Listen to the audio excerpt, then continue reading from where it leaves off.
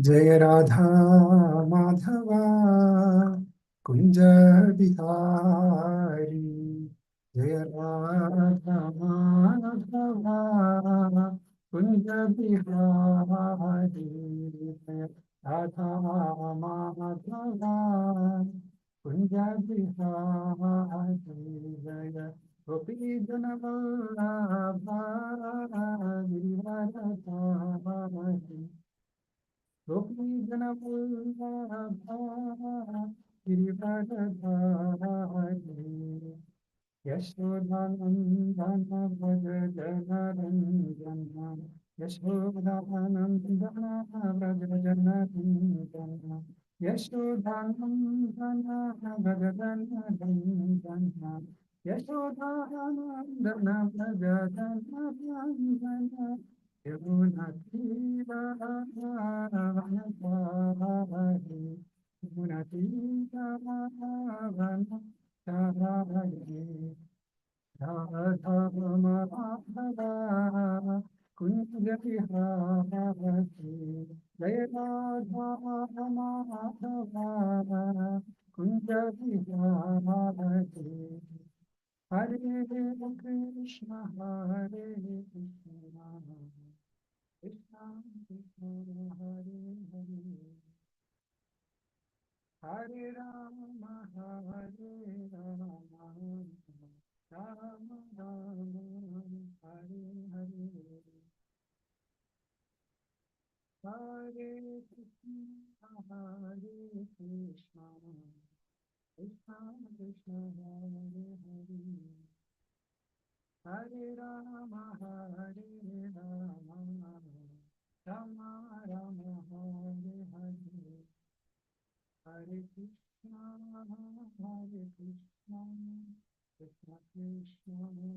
कृष्ण कृष्ण हरे हरे। हरे राम राम राम हरे कृष्ण कृष्ण कृष्ण हरे हरे। हरे राम राम राम हरे हरे। जय जय सच्चिदानंद सच्चिदानंद गौर हरि। जय सच्चिदानंद गौर हरि। जय जय प्रभुपाद प्रभुपाद प्रभुपाद प्रभुपाद। जय प्रभुपाद जय प्रभुपाद जय प्रभुपाद शिव प्रभुपाद। जय जय गुरुदेव गुरुदेव गुरुदेव। गौर हरि बोल हरि बोल हरि बोल। गौर हरि बोल गौर हरि बोल हरि बोल हरि बोल। गौर हरि बोल। निताय नदी हरि जय साई गौर प्रेमानंद।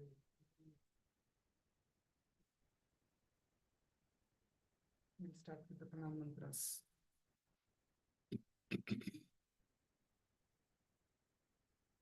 ॐ अज्ञानतिमिरान्धस्य ज्ञानाञ्जनशलाकया चक्षुरुन्मीलितं येन तस्मै श्रीगुरवे नमः।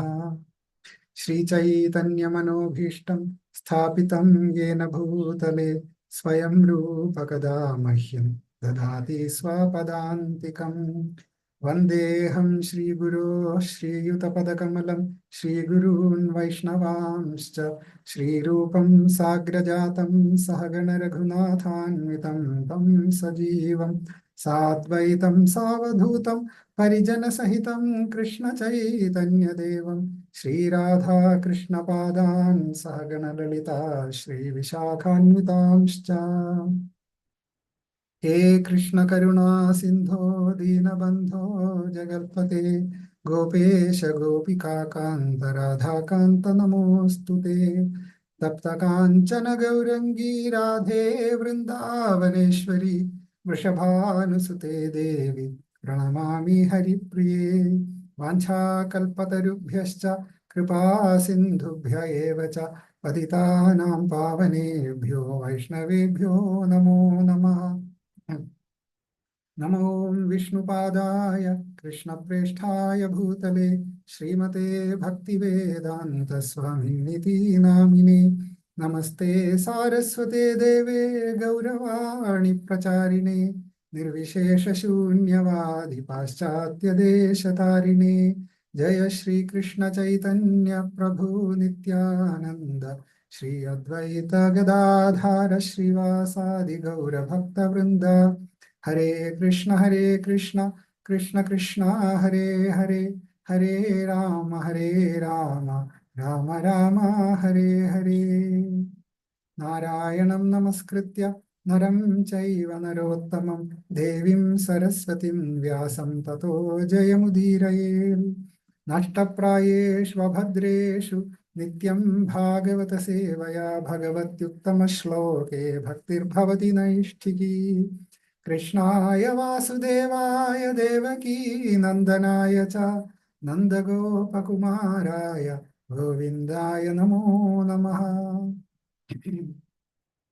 Hare Krishna. So, welcome to the Bhagavatam discussion on Sunday morning. We are reading verse 43 from chapter 13 of first canto. Share the screen.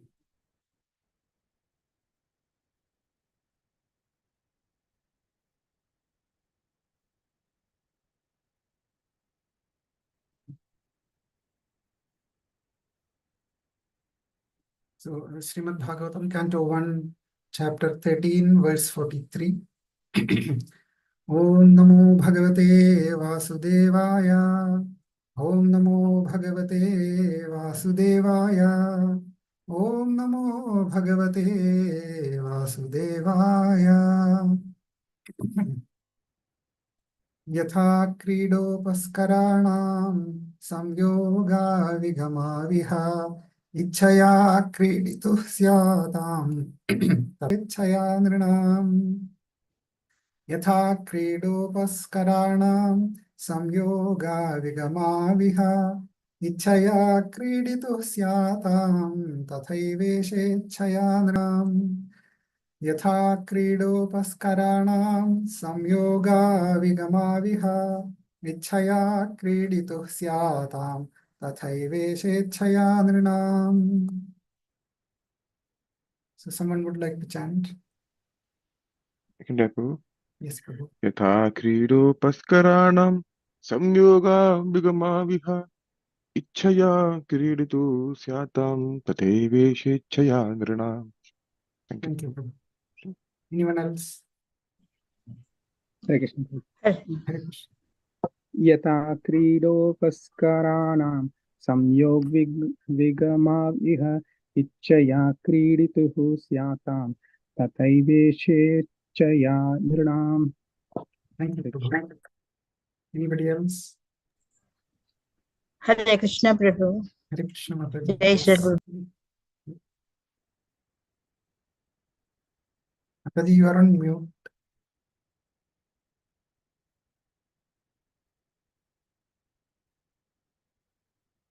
Hare Krishna Mataji, if you are chanting, you are on mute.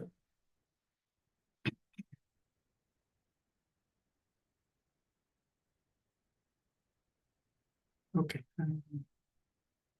I will read the synonyms then. Yatha, as much as Krida Upaskaranam, playthings, Samyoga, union, Vigamau, disunion, Iha, in this world, Ichaya, by the will of Kriditu, just to play a part, Syatam, takes place, Tatha, so also, Eva, certainly, Isha, the Supreme Lord, Ichaya, by the will of Nrinam, of the human beings. Translation and purport by His Divine Grace, A.C. Bhaktivedanta Swami Srila Prabhupada. Srila Prabhupada ki jai. Translation. As a player sets up and disperses his playthings according to his own sweet will, so the supreme will of the Lord brings men together and separates them. Purport: we must know for certain that the particular position in which we are now set up is an arrangement of the supreme will in terms of our own acts in the past. The Supreme Lord is present as the localized Paramatma in the heart of every living being, as it is said in the Bhagavad Gita, verse 23 of chapter 13. And therefore, he knows everything of our activities in every stage of our lives.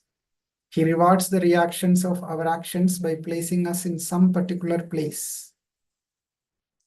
A rich man gets his son born with a silver spoon in his mouth, but the child who came as the rich man's son deserved such a place, and therefore he is placed there by the will of the Lord.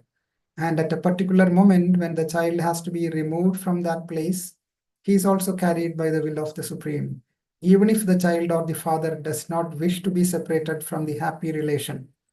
The same thing happens in the case of a poor man also. Neither rich man nor poor man has any control over such meetings or separations of living beings. The example of a player and his playthings should not be misunderstood.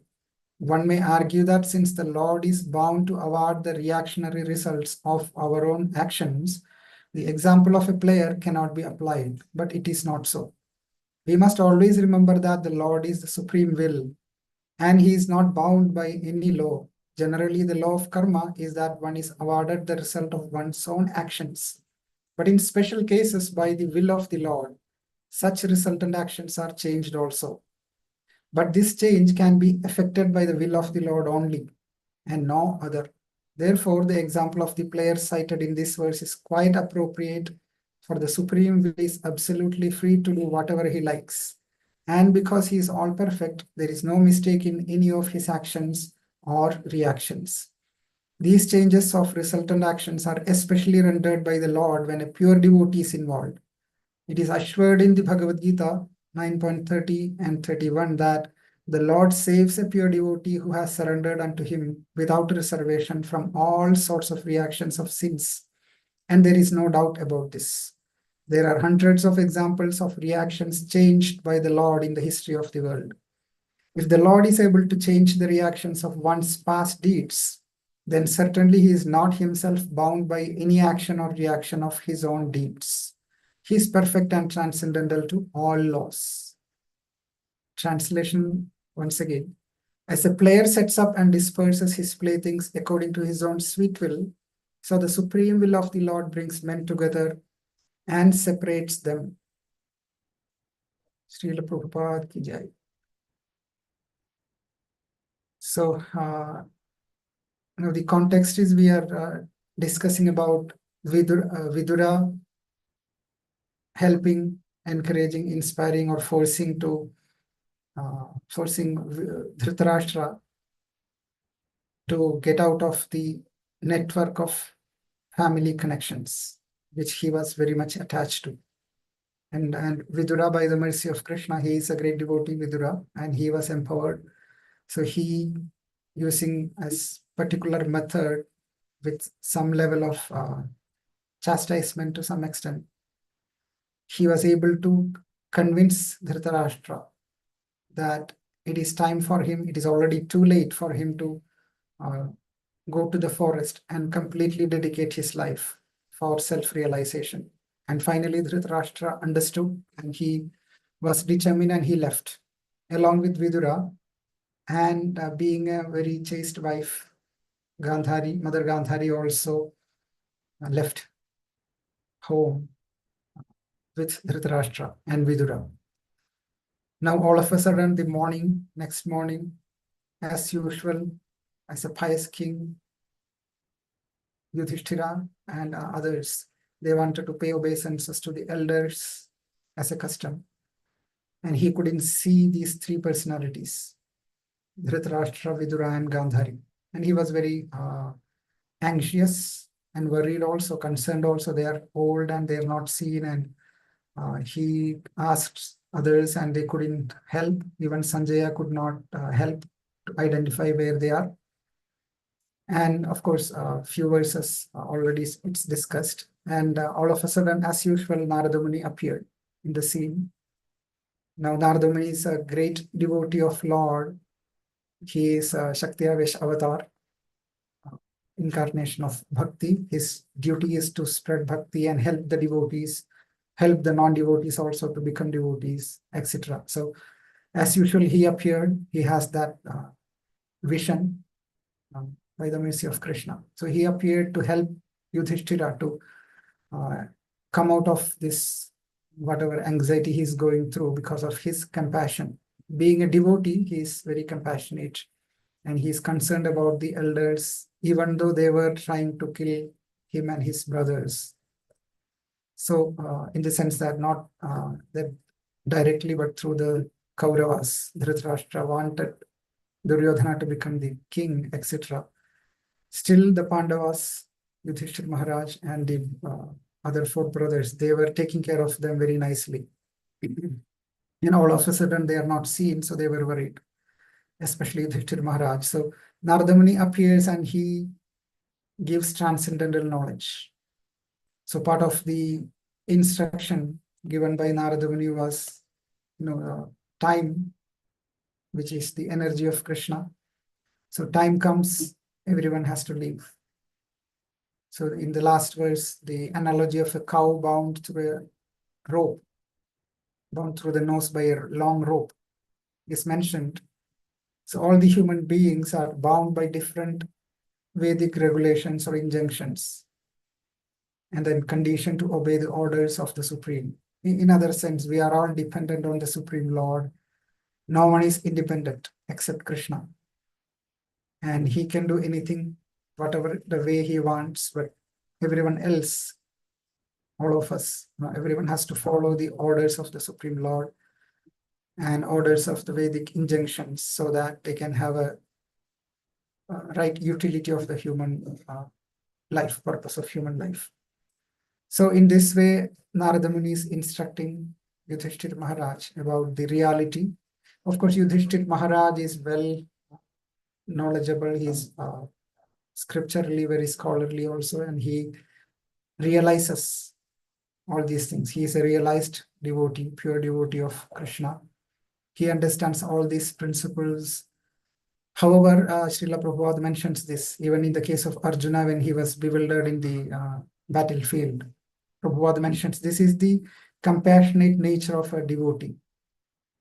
Here also Yudhishthira Maharaj, his compassionate nature is shown that he is very loving towards Dhritarashtra and Mother Gandhari and of course Vidura. And their absence was giving him anxiety and concern that what happened to them. He wanted to know that.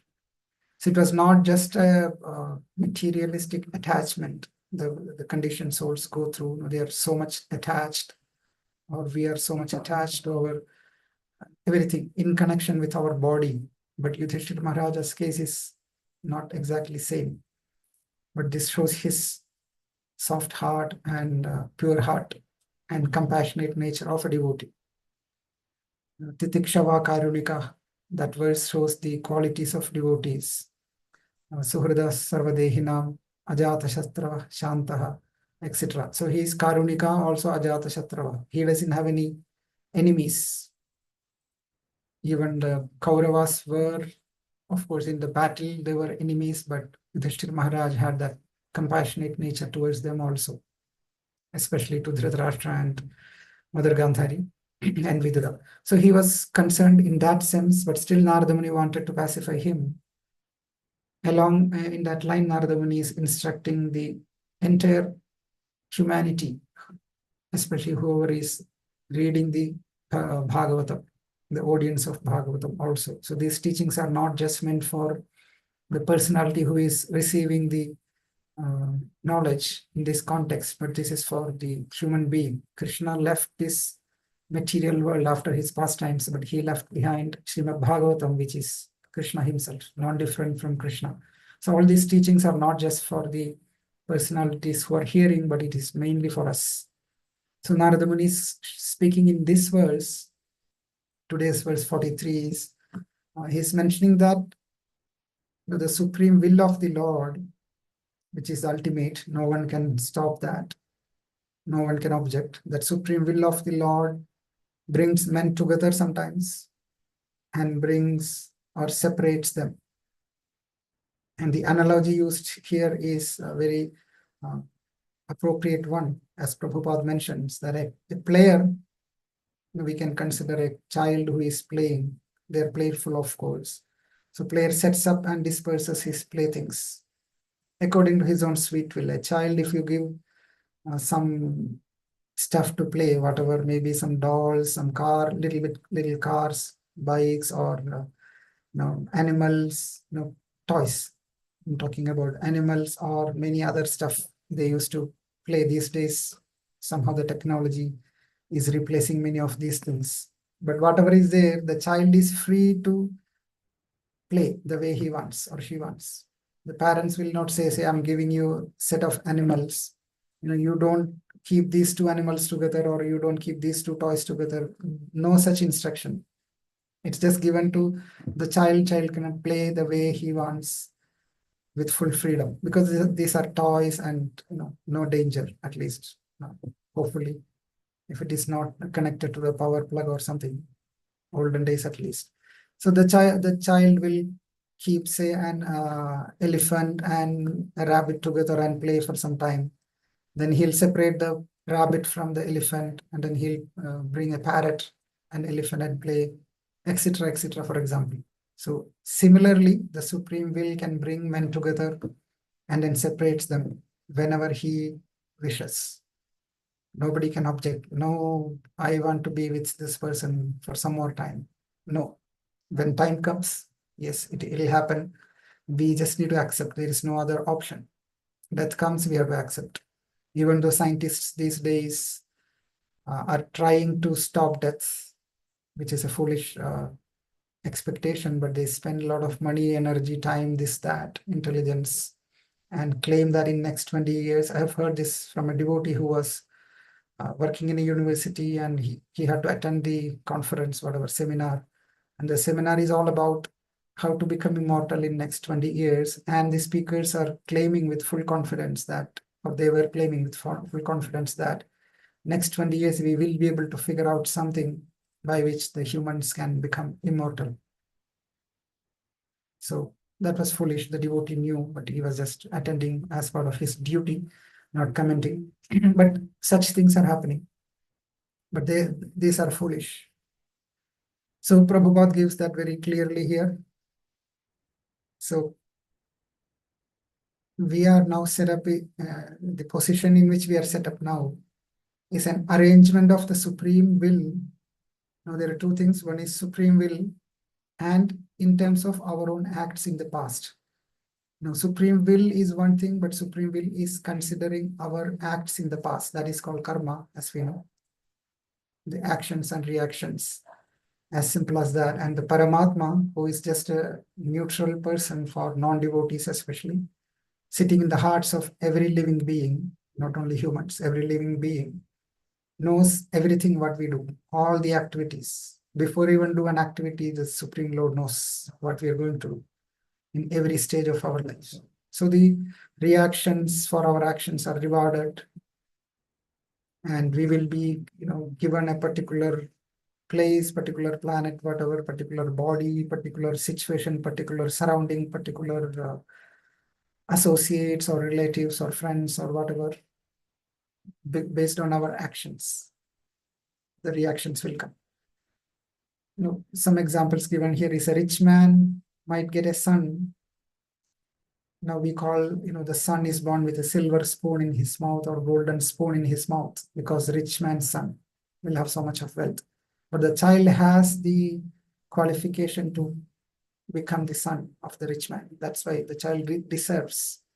So Krishna keeps him in that position. Now, according to child's past karma, he also has to move out at some point in time. Sometimes before the father leaves his body, the son might need to leave his body.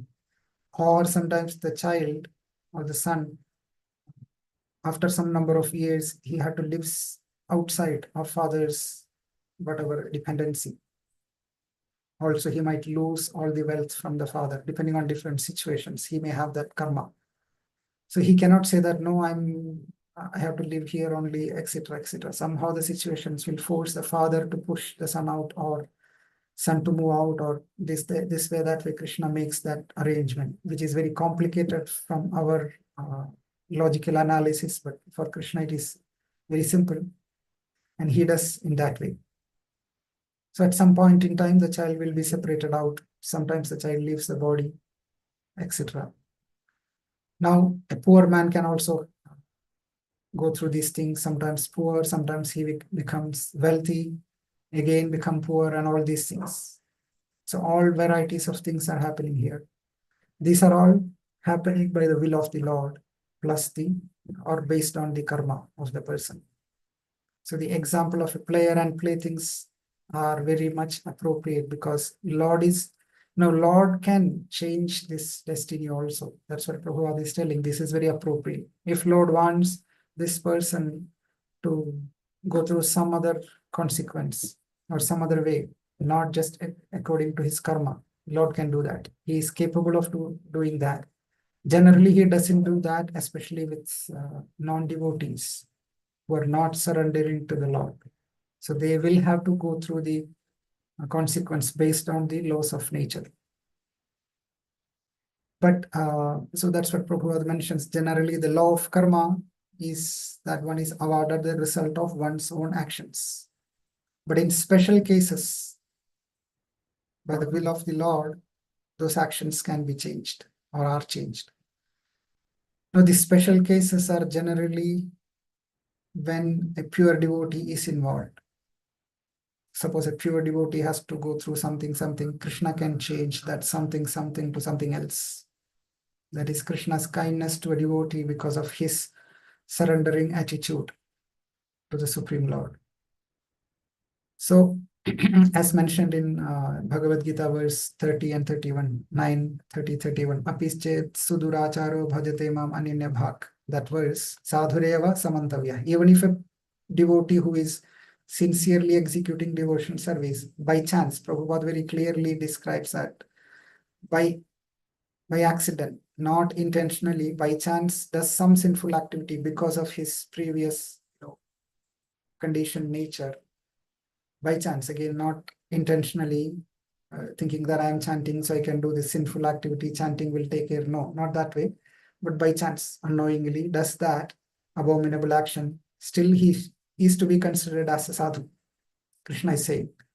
And then Kshipram Bhavati Dharmatma Shashvat Chantim Digachati. He will become qualified again very quickly, because he is practicing the bhakti and he is in that path. It is just a small incident happens, but he can quickly come out of the that situation. And Krishna declares through Arjuna, or he asks Arjuna to declare, my devotee will never perish. Kaunteya pratijanihi name bhakta pranashyati. So for the devotees, Krishna does something special, not simply based on their karma, past karma. Because by chanting the holy name of Krishna, all the reactions of past karma are gone. So then why devotees are going through challenges, why somebody is suffering? So that is Krishna is interfering in their path. So that's why Prabhupada gives this statement. There are hundreds of examples of reactions changed by the Lord in the history of the world. So if Lord is able to change the reactions, then certainly he is not himself bound by any action or reaction. Because if somebody is able to change the reactions of another person, that somebody is not bound by this action-reaction business. He's out of that. So Krishna is beyond all these three modes of nature, laws of karma, etc., etc. He is Mayadhyakshana Prakriti. So Prakriti or material nature is under Krishna's supervision.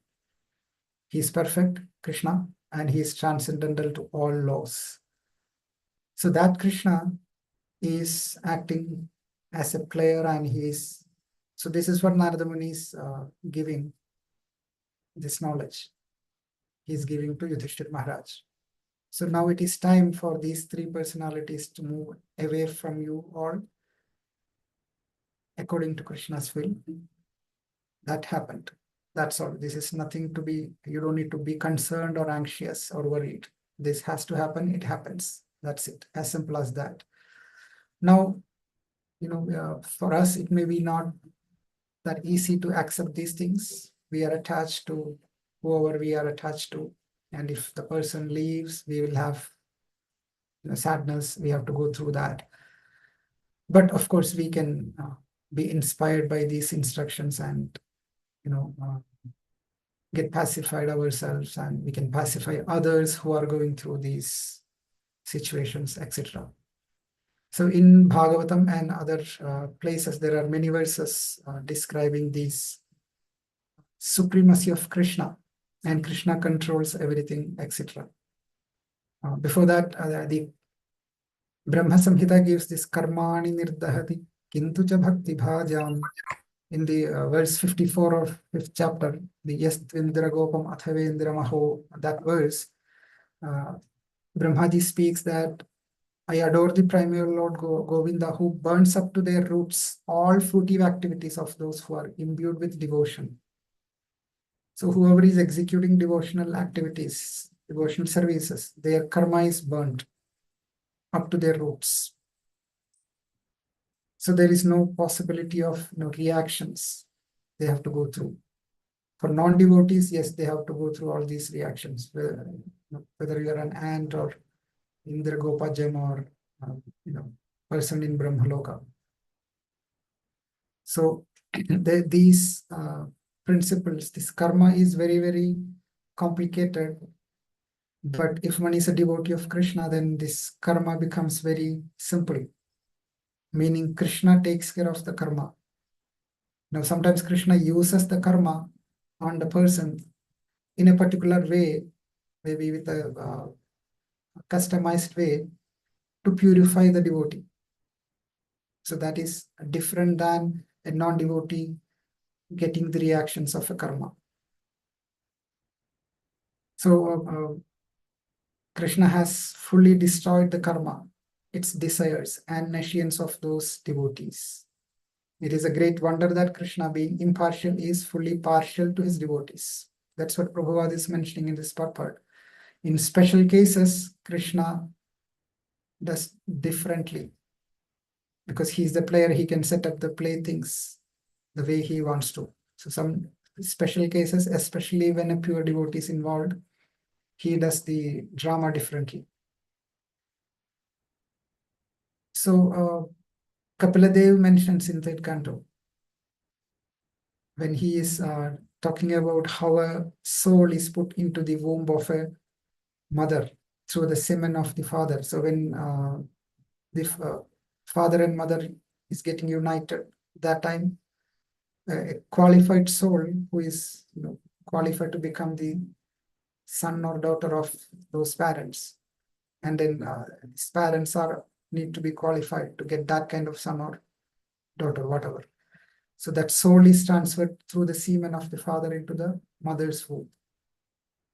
So in this verse 30, the first verse of 31st chapter of 3rd canto, it is mentioned that under the supervision of the Supreme Lord. So this is very important. This is happening under the supervision of the Supreme Lord. The soul is getting into the womb of the mother. It's not it's not by the will of the father or the strength of the father. The soul is getting into the womb of the woman. Krishna is actually keeping the soul. If Krishna doesn't keep the soul, then no child will be born, even after the activity. So this is happening under the supervision of Krishna. So understanding this will help us very much to accept many of the situations we have to go through. So one is getting this human life after going through so many other species of life, maybe so many other planets, the hellish planets, going through different species, cats, dogs, trees, insects, and getting a human form, this is a chance, or rebirth in the human form is a chance to become self-realized and go back to the spiritual world. So in this soul, when the soul comes into the womb of the mother, the all the souls will get a body. Now it is described in this chapter, which one, what happens, etc. And at some point in time, within the womb itself, the soul will pray to the Supreme Lord. I take shelter of the lotus feet of the Supreme Lord, who appears in his various eternal forms and walks on the surface of the world. Then he is telling the soul or the baby, I take shelter of him only because he can give me relief from all fear, and from him I have received this condition of life. So the soul has that realization at that time, at least, that I have received this condition of life. That means this body, whichever parents, whatever, because of his mercy, or from him only I have received this condition of life. He's not claiming this parents gave me this birth, even though, yes, indirectly or externally, the parents gave me the birth, but he's realizing, at least in the womb, later he'll forget, but at least in the womb, he's praying that I have received this condition of life from him, that personality of Godhead, which is just befitting my impious activities. That also he realizes, I've done sinful activities, and based on whatever that karma, I have been given this condition of life in the womb. And he's praying that only you, Supreme Lord, can give me relief from all fear. So that understanding is there, but due to the conditioned nature, when the baby comes out, he sees all the relatives around and all the kind of pampering and this, that. He forgets all these things. Supreme Lord gave me this condition of life. Only Supreme Lord can save me from this fearful situation. All these things, not all souls forget, but majorly forgets. And then they'll have to go through all this birth, death, old age, disease for multiple life after life, until someone becomes a devotee. So Prabhupada is talking about those people who becomes devotees. Krishna does little differently than others. Now, the karma works very interesting way. I heard this analogy from someone that if we take a ball, say tennis ball, and then throw the ball on a wall surface, very hard surface, so the ball will return back to us. It will come back to us with the same force, almost the same force. And it might sometimes hit our face also. It's painful. That is how karma works. So whatever sinful actions we do, the intensity of sinful activity decides how intense the reaction. The ball is coming back. The way, if you throw the ball very slowly, it may hit the wall and it will come back after many bounces. Slowly it will come back to us, not much pain. But if you throw the ball very strongly with a lot of strength, high velocity, then the ball will come back to us with that same kind of speed. It hit us. But if one is a devotee, and devotee might have done, whatever karma, sinful also. But because of that, because of devotional service, karmic reactions are gone. And Krishna comes in between the wall and us. So if a devotee throws a ball, even if we are throwing a ball with high velocity, high speed, that means even if we have done some intense sinful activity in the past, Krishna catches the ball before it hits the wall. Because if it hits the wall, then it will return in the same speed. But Krishna catches the ball, and then he, as a player here, adjusts the playthings. He decides how to throw the ball back to the devotee. Again, why he does that is he knows the devotee still needs to go through the purificatory process to purify completely. Sometimes the devotee may not be doing any such sinful activities anymore, but the tendency may be still remaining. tendency to do such activities. So in future, he might or she might do that. So to avoid him or her to go through that sinful activities, Krishna throw the bowl with lower speed. He'll customize it in such a way that the devotee will, get some pain, some challenging situation, sometimes some fear, etc. But then Krishna is there for them, how to move forward. He gives that direction also. But he will throw the ball back with lower speed, and so he uses the karma of a person, especially devotee, differently. That is the special cases Prabhupada is talking about, and then takes care of them so that the person's contamination or the tendency to do sinful activities will be completely removed. Nashtaprayeshu abhadreshu nityam bhagavata sevaya. So by chanting, discussing, speaking Bhagavatam on a regular basis, the contaminations in the heart will be almost completely purified, and then one becomes in the steady state of bhakti, and the last remnants will be removed also by Krishna by doing this process. That's why we see devotees, all of us, many devotees will have to go through many challenging situations, and that is not karma, but that is Krishna's interference. It's Brahmaji in the very famous verse 10:14:8. He speaks this Tatenukampam susamikshmano bhunjana evatmakritam vipakam hridvak vapurbhir vidadhan namaste jivetayo muktipade sadaya bhak. This is a situation of a devotee, or this should be the prayer of a devotee. Brahmaji is teaching us. He is the topmost living entity. He is the acharya of our disciplic succession. So he speaks, my dear Lord, one who earnestly waits for you to bestow your causeless mercy upon him, all the while patiently suffering the reactions of his past misdeeds and offering you respectful obeisances with his heart, words, and body. Hridvag vapu. He is surely eligible for liberation, for it has become his rightful claim. Like a son gets all the wealth from the father. The son just needs to live as a son, that's all. Prabhupada speaks like that. Just live with the father, that's all. No need to do anything else. Of course, you have to follow the policies given by the father in the house and just live there. That gets like that rightful claim. Just live as a devotee, that's all. Krishna will take care of everything. But we need to wait patiently, because we will be going through this, suffering the reactions of his past misdeeds. But again, this is customized by Krishna for our purification. So we may not be suffering the actual reactions. One may have a destiny of, hitting a truck or something and immediately losing one's life.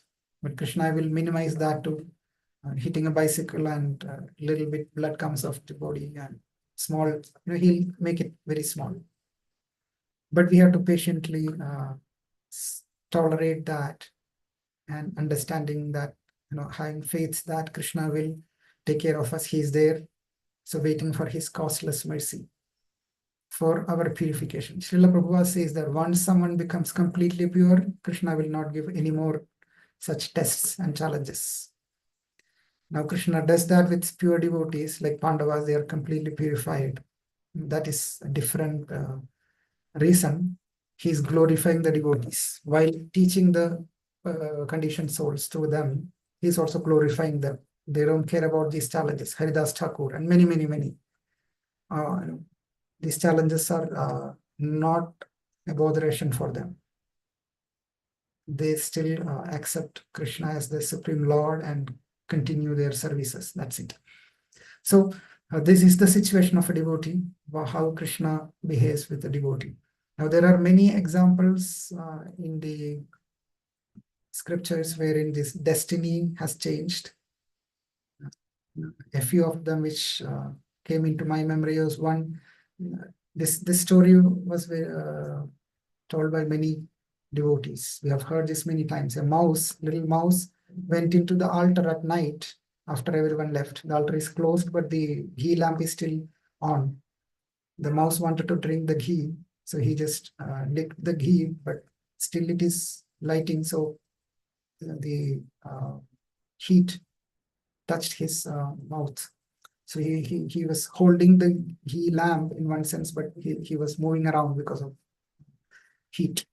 So Krishna took, the deity Krishna took that as an offering or arati done by mouse, and then gave a very elevated life of a princess in a devotee family, princess. The mouse became a princess and then was able to execute devotion service very wonderfully. So the destiny has changed all of a sudden. And Ajamila's case, again, Ajamila just called out his son, Narayan, and he was about to die.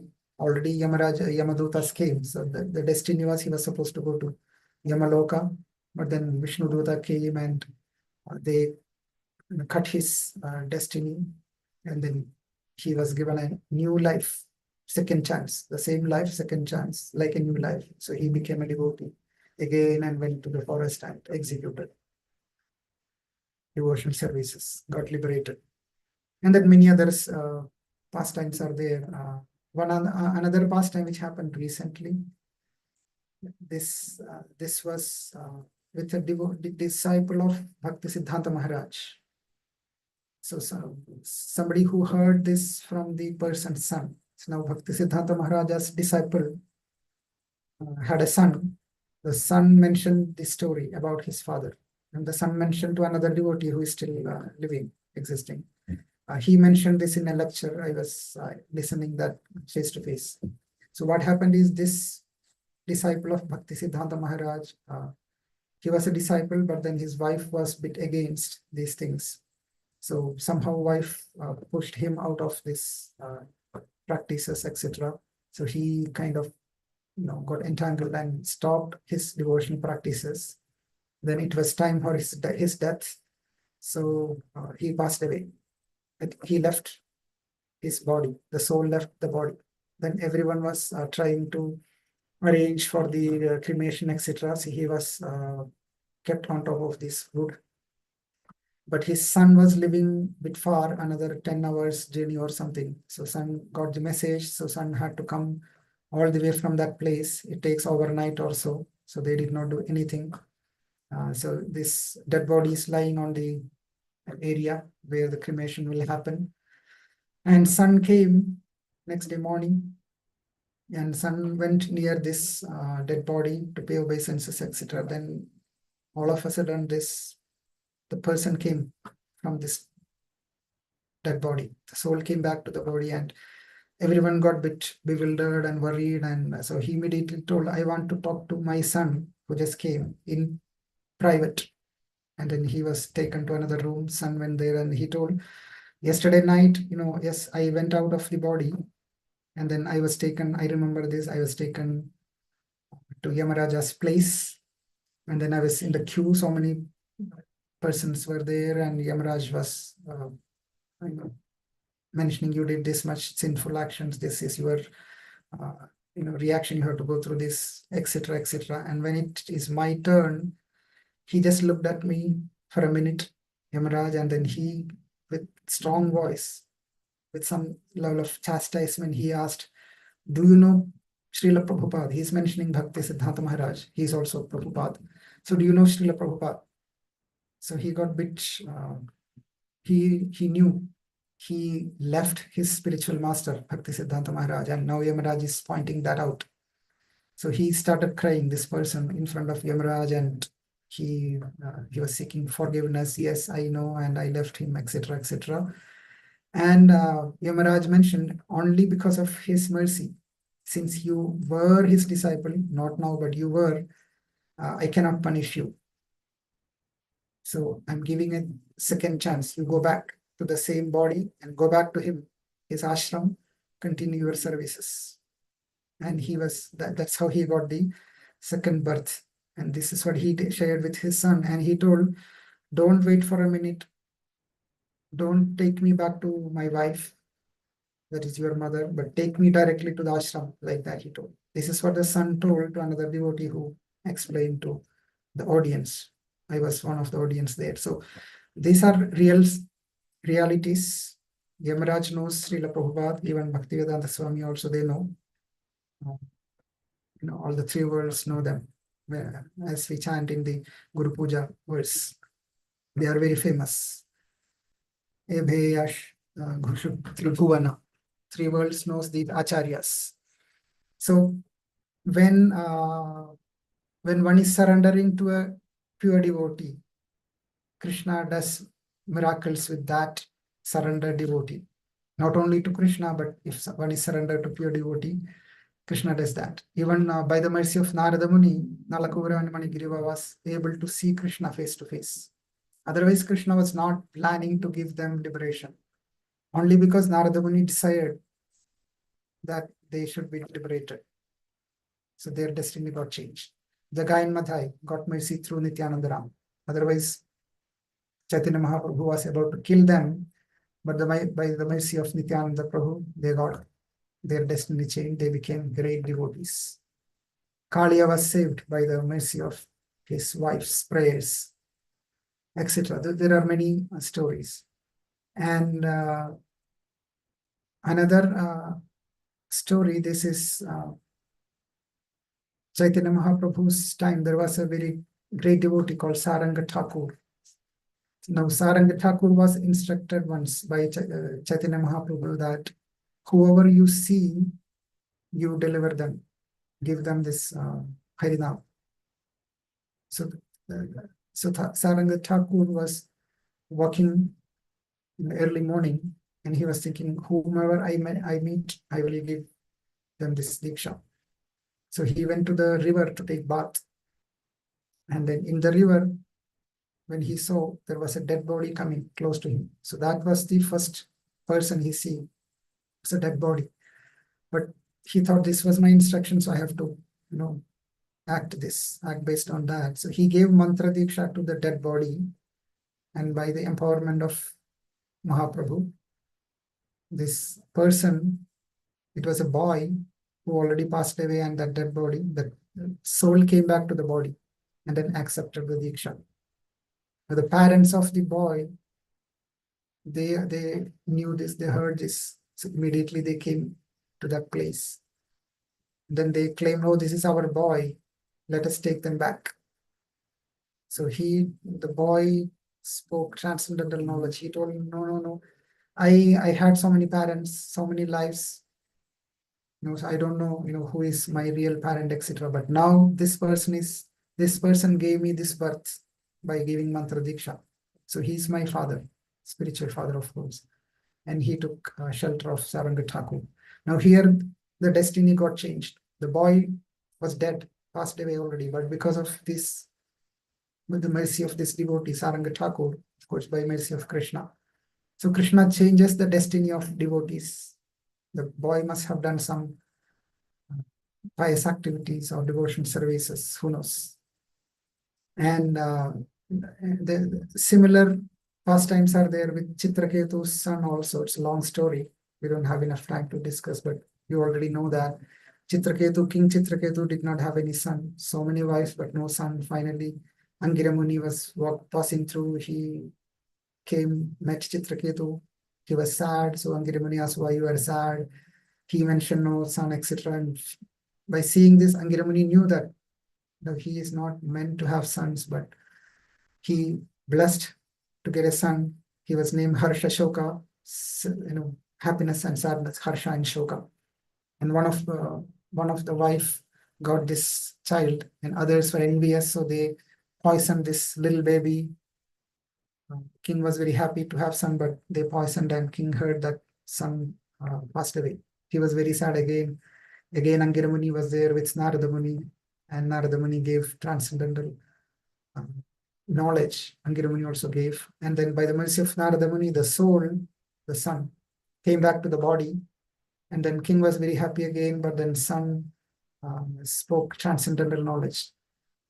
I had so many fathers and mothers, and I don't know my real father.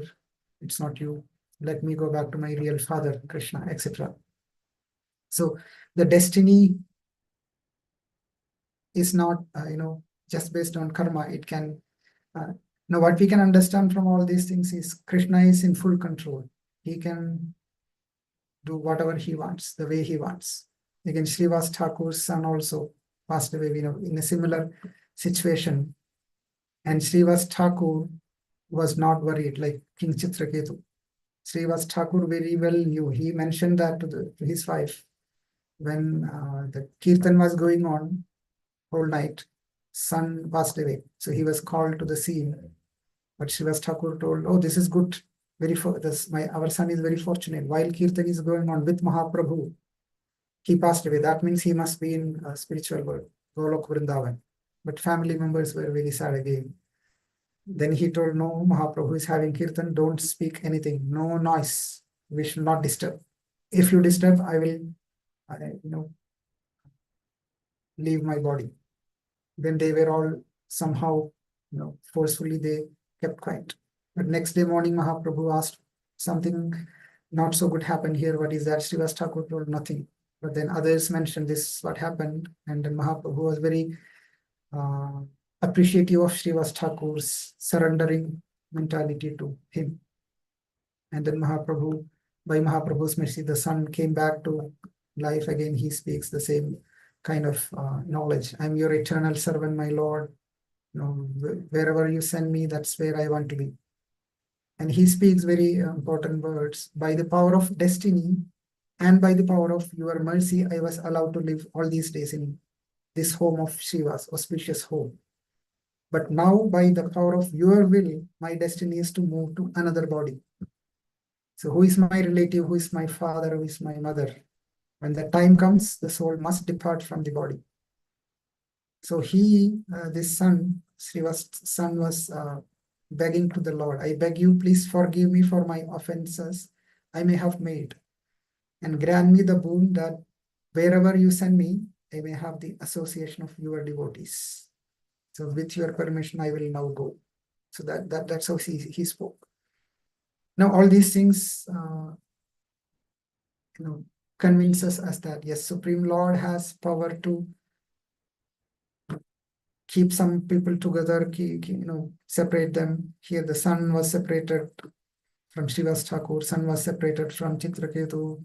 The Saranga Thakur found his dead body. That boy was separated from their parents. And their destination is not all the same. Some people have to go through their karmic destinations, suffer too much. But some people, like these pastimes, they get a higher destination. Some persons will go back to the spiritual world all of a sudden. So Krishna has power to change the destiny based on what we do, of course. But now there are two categories. That's where we have to be very focused or careful. One is the normal karmic category, which is the destination will be another material world planet. But if, as Prabhupada mentions, that the good or bad karma will act anyway. So don't spend your time trying to get more material, whatever opulence or wealth, etc. Don't spend your energy to fight against the challenges you have to go through in the material world. Instead, spend your time in practicing the bhakti, devotional service, so that not we, but Krishna, we cannot change our destiny, but Krishna can change our destiny the right way. So let Krishna do that, but let's focus, let's spend our time, energy, everything in service to Krishna instead of trying to, of course, we have to do things practically so that we can execute our bhakti properly. But the intention should not be, let me try to enjoy this material world. Let me work hard for that. Or let me try to fight against the obstacles in my sense gratification. That's what people do, most of the people. So don't spend energy for that purpose, but instead spend energy for this purpose, that is serve Krishna, and let Krishna give the best to you. So I'll just read the translation of 2 verses from the 3rd canto, which is very instructive for us. One is verse 2 of 30th chapter, 3rd canto. here it is mentioned, whatever is produced by the materialist with great pain and labor for so-called happiness, the Supreme Personality as the time factor destroys. And for this reason, the conditioned soul laments. So how much ever effort we do to make a big house, big family, big network of friends, big, whatever fame, status, this, that. As the time factor, Krishna comes as the time factor and destroys that. So don't, waste time for that purpose, for such activities. And then in that same chapter, verse 34, way down, it is described that having gone through all the miserable hellish conditions and having passed in a regular order through the lowest forms of animal life prior to human birth, and having thus been purged of his sins, one is reborn again as a human being on this earth. And the purpose is Krishna is giving us another chance. Even though we did so much of mistakes, sinful activities, going through all the different conditions, another chance is given. So in that purport, Prabhupada mentions, I'll read that and stop here, that he mentions that it can be concluded that if someone is not willing to enter into hellish life, nobody is willing to enter into hellish life, of course. As in Tamishra or Andha Tamishra, these are all hellish world. Then he must take to the process of Krishna consciousness, which is a first-class yoga system. Because even if one is unable to attain complete Krishna consciousness in this life, he is guaranteed at least to take his next birth in a human family. That Bhagavad Gita also speaks. We'll get a next birth if we have not completed the yoga, maybe in a merchant, rich merchant or a devotee family, depending on how much our good service bhakti we have done. He cannot be sent into a hellish condition. That is for sure. So Prabhupada concludes that Krishna consciousness is the purest life and it protects all human beings from gliding down to hell to take birth in a family of dogs or hogs. So that is the benefit of Krishna consciousness, that we are not forcing Krishna, we are not demanding Krishna, but we are pleasing Krishna by executing the bhakti so that he will change our destiny. And he will change our destiny to the extent that we will get the ultimate, eternal, most beautiful life in the spiritual world with Krishna. That it is his duty, he will do that. That's what he is giving guarantee, all these examples, etc. But our part is we just need to live as the son or daughter of Krishna. That's all. That means as a devotee. So I'll stop here and see if anybody has any realization to share or additions. Hare Krishna.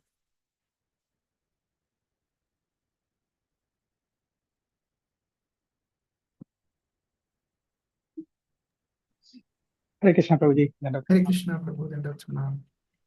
Very, very beautiful lecture, Prabhuji. You brought out so many important points, especially about karma, how it acts on devotees, how Krishna gives guarantee, and so many examples from the scriptures. So, and I felt all these points have a lot of practical applications in the devotee's life. I, uh, I just loved your presentation so much. It's wonderful.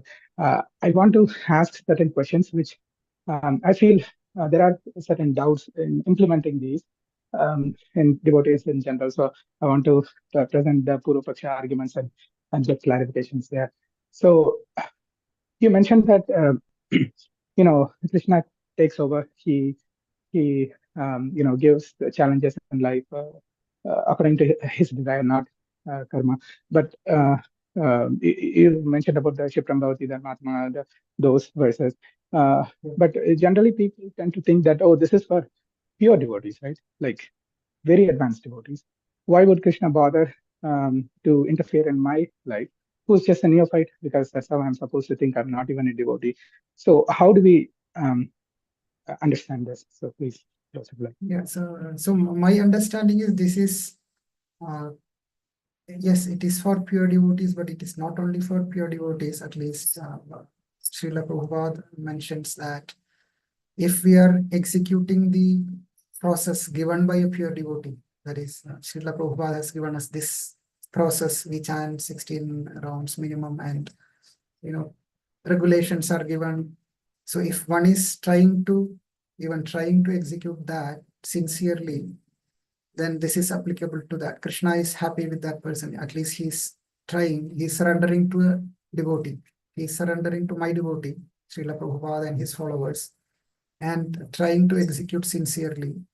And he is trying to avoid intentional sinful activities. So he clarifies, Prabhupada is mentioning, this is not for persons who are intentionally doing sinful activities and chanting, no, but accidentally it can happen because we are not pure.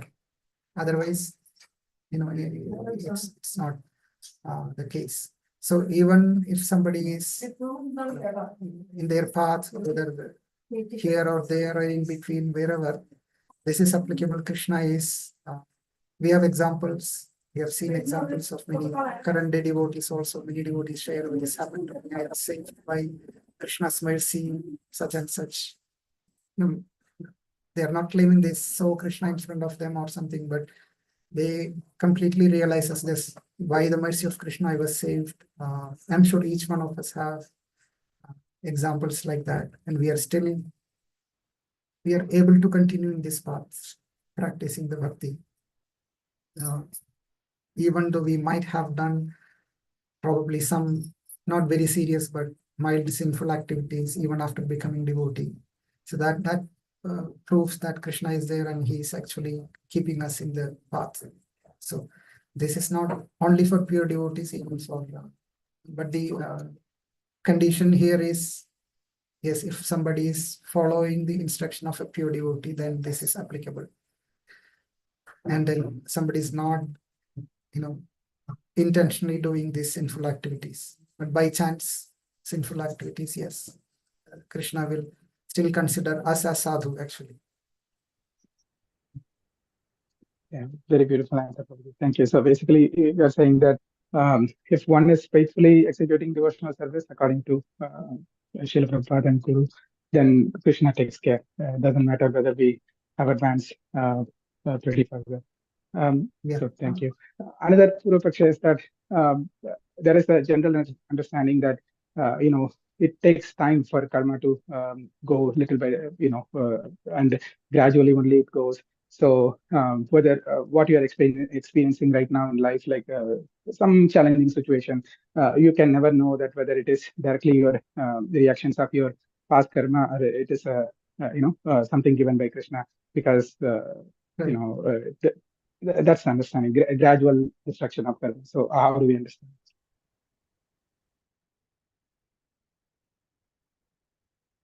Thank you, Prabhu.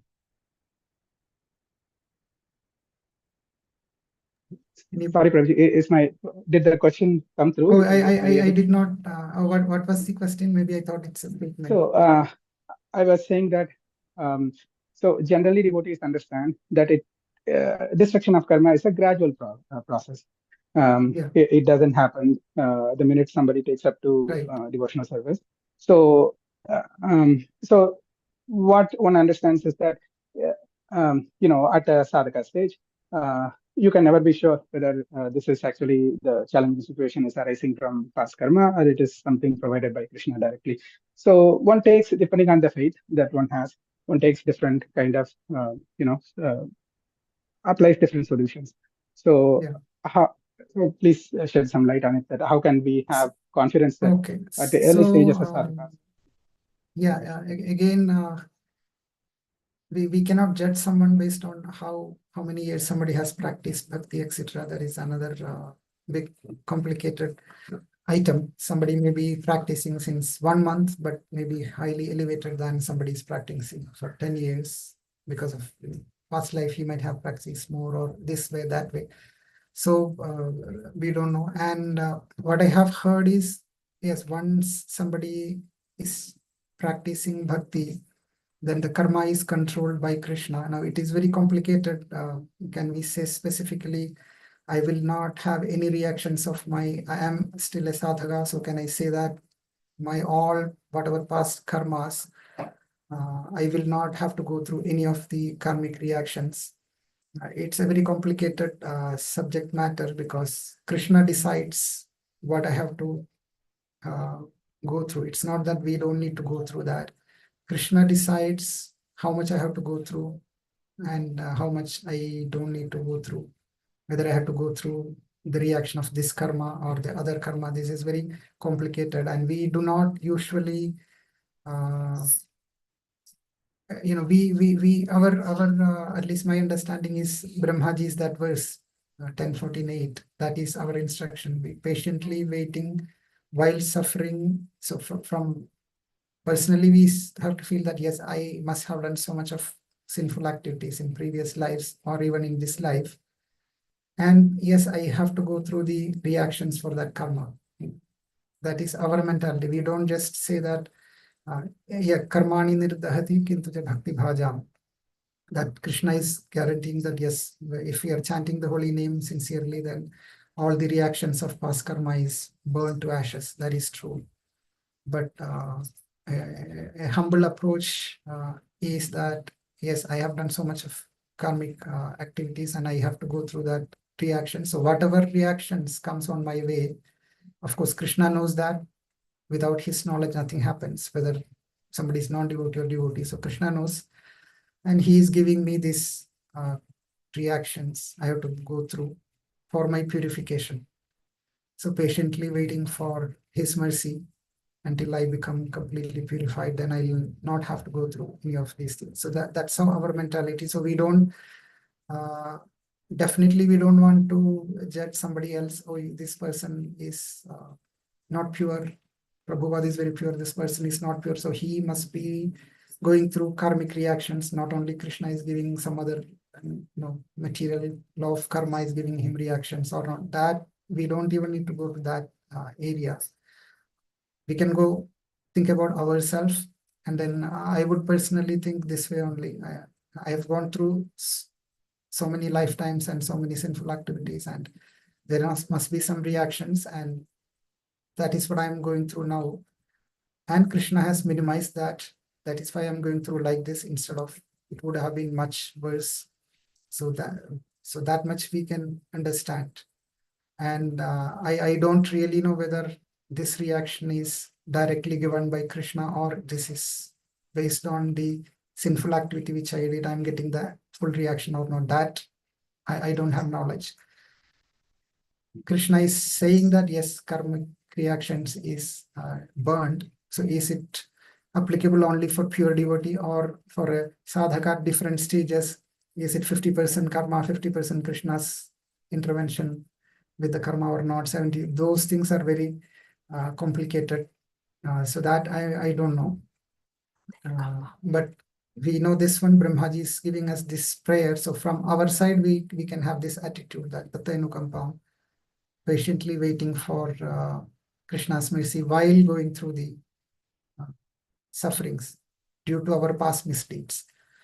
Now, definitely what I have heard is, yes, definitely Krishna is interfering with our karma. So we can have that actually pacifies us. At least Krishna knows he is now dealing with my karma. That is okay too, but we don't need to become, I don't know, proud or something, say that, yes, these non-devotees directly karma is acting, and for me, karma is acting, but it is Krishna is completely dealing with my karma.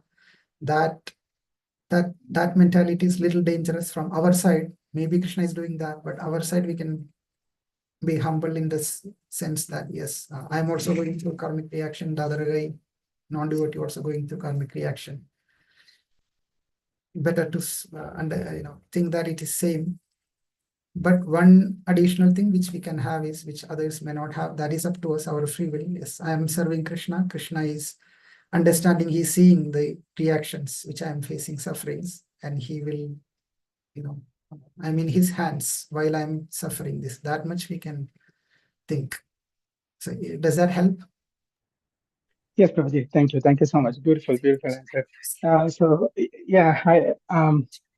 Even in Madhurya Kanamudi, Vishnu Chakravarti Thakur, he explains the karmic reaction in the Anatta Nivritti stage only.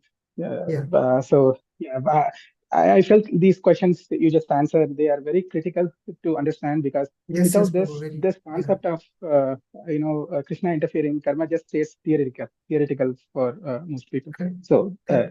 thank you so much for explaining this thing. Thank you very much, Prabhu. Anybody else want to elaborate or clarify the answer or anything else?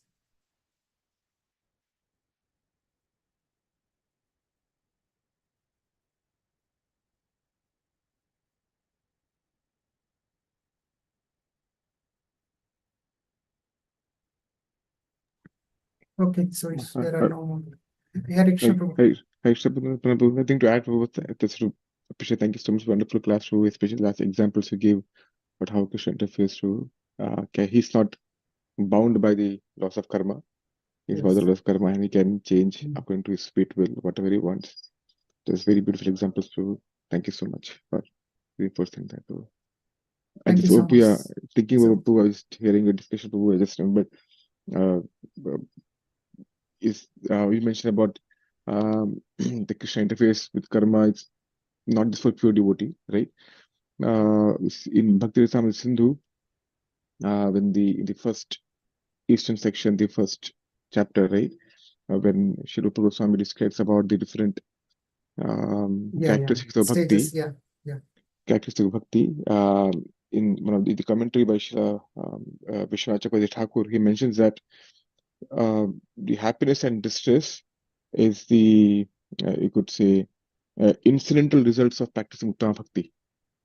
Uttama Bhakti can be practiced by a pure devotee and can be practiced by of course, the practicing devotee should practice Uttama Bhakti, right? So, is the incidental result. So, he quotes two verses from Narada Pancharatra and Srimad Bhagavatam also to describe that the distress experienced by a devotee who practices Uttama Bhakti is sometimes given by the Lord, and is the result of practicing Bhakti itself.